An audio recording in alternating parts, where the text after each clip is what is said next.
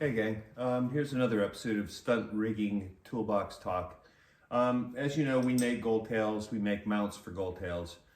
And just thinking the other day, what's the most possibly fucked up wrong way these could be used? And that would be a 90-degree out of line of the spine pull on these. So instead of using the gold tail in this fashion, with the rope running this way, we would run it through here and then come out 90 degrees. So that tests two things. One, the mounts and that we use, and two, the gold tails. So we end up with a breaking strength because they're not designed to be used that way.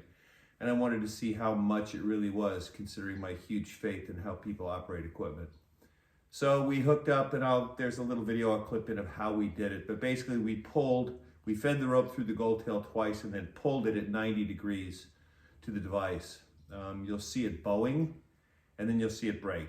And so our net result was we broke the gold tail at 2.28 tons, as you can see, pulling it from the spine. So it was broken this way because the rope was exiting from here. All the force was from this first pocket around the bar, and it pulled it vertically, and that's how we broke it. So a couple of things. It was 2.28 tons. Which isn't bad. It's kind of like the same test they would use on a gate loaded or pulling on the gate of a carabiner, side pulling it. So 2.28 tons. We get 6 tons lengthwise, and in fact we have a hard time even getting that because we strip the sheath on our ropes, on our very strong runner twin ropes that we use in these because of the abrasiveness. What happens is the jacket doesn't stretch as much as the rope will. And once the jacket's bound and in friction in these pockets, it doesn't move as much, so it tears. I'll post a picture of that when we're pulling it inline, which is a pretty simple pull, but that was at 3 and some change. And that's a 9-ton rope that the jacket takes a shit on. So anyway, we'll keep this one simple. We pulled these 90 degrees opposed to the way they work to see what a minimum breaking strength would be. We broke several of them. This is just a nice sample that's sitting here in front of me. They're all within 100, 150 kilos of one another. You can watch, they all do break at the same place, which is the first through bolt through the first bar, because that's where the least material is. And it's also where the exit of the rope is. So pulling it this way and snapping it. The good news is that besides throwing it on the floor, our mounts didn't flinch. We did bend the bolts a bit. As they pulled out, they twisted because the lever action of the gold tail, once it was free of the center, tended to do this, and the mounts are through these spuds, so it bent the bolts, but it didn't pull them out of the mounts. And on both sides it did that. And in fact, it bent this first one, which is the short end, sufficiently to where the mount is now wedged into the gold tail. But the good news is that even the pull-out strength on these is 2.28 tons, 2.2 tons. So we proved two things. One, the mounts are sufficiently strong because they're used in lateral force, not in cross-loading like this. And secondly, we know if you use this completely the wrong way, what your strength is. And at 2.28 tons on a 6-ton device, you're about 30% of the device in the 100% wrong way to use it. So that's nice to know. You have 2.2 tons cross-loaded. Anyway, so I'll just keep this short. That's a short video, and yeah, we'll go from there. Have a good day. Hey, so what we have here is the 20 mil plate with the bobbins, with a little extra spacer so I can get behind it. The typical mounting, this would be mounted in a, let me extend the ram.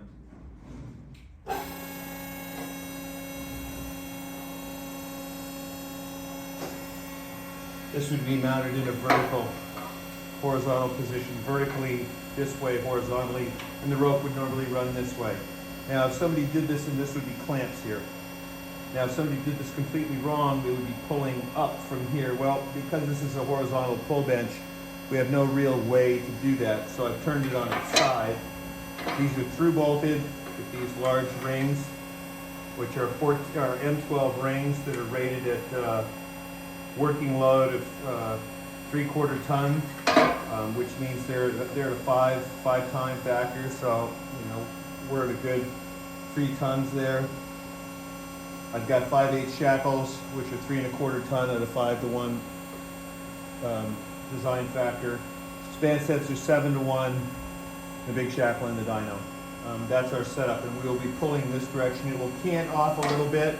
The tension will go more on one than the other up to a point, and it's locked off by going through twice and just a wraparound. So as it tightens up, it will tighten on itself. And that's our setup. And we will begin to pull and see what we get.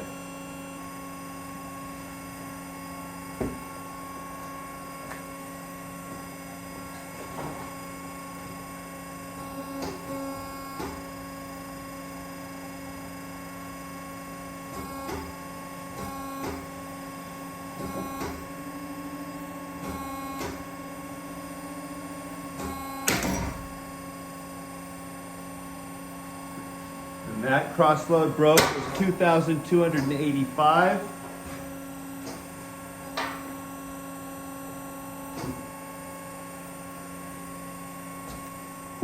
All right, folks, so here was our brake test, and the bobbins deformed, but also held. We were at 2,285, so 2.2 tons cross-loaded on this gold tail, and you'll notice we snapped the gold tail from pulling right here, 90 degrees opposed to it, and we snapped the 6061 aluminum right at the through bolts that hold the gates. So we can pretty much say that 2 tons cross-loaded on a gold tail. They end pull at 6. The bobbin is deformed. I can remove it. Bent the bolt.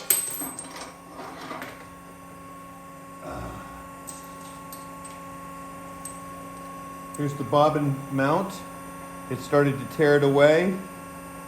In fact, I can't get it out of the eye right now, but you can see that it is deformed here. It was starting to pull it away. It has started to separate the edge over the bolt. The bolt is bent.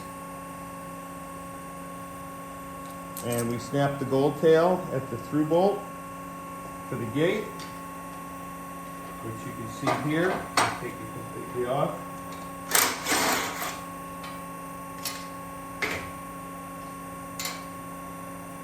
The rear one is a bit deformed. It was starting to pull hard on that at 2.2 tons, but still held. It had a little left in it, but it was going to go soon once it snapped. And this side was toast and the bolt is bent. And this is where our gold tail snapped at the through drill with the bolt holding it together. So that's at 2.285 tons, almost 2.3 tons. 90 degrees opposed, mounted to this